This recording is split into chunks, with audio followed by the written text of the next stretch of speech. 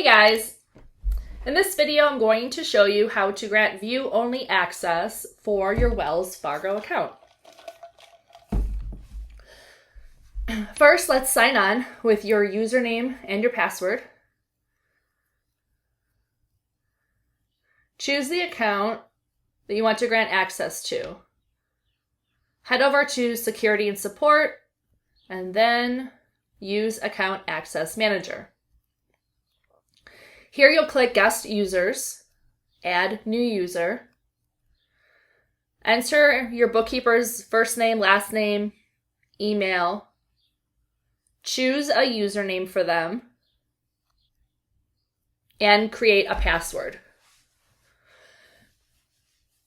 Make note of the username and password because you'll have to be giving that to your bookkeeper so they can log in.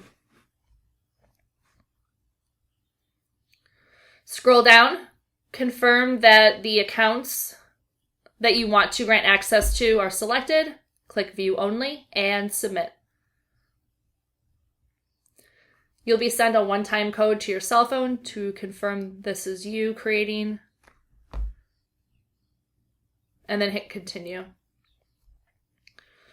Here you'll see a summary of the name, email, username, and the account, and the access level. Hit Continue.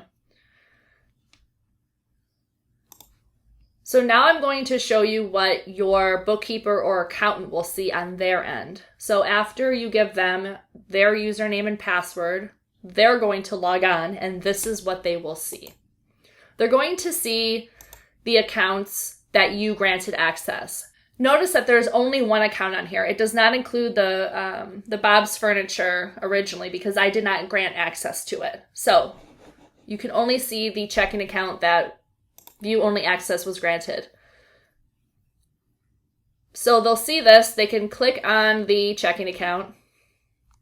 Here you can see the account number, balance, activity, and the statements.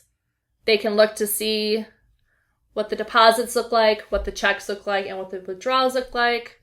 There'll be images of checks, if any checks were written, so they can take a look at that. When you go to Accounts and Security and Support, notice how little information is available to them. So they cannot do anything with your money. They cannot transfer money in. They cannot transfer money out. They can only view the account.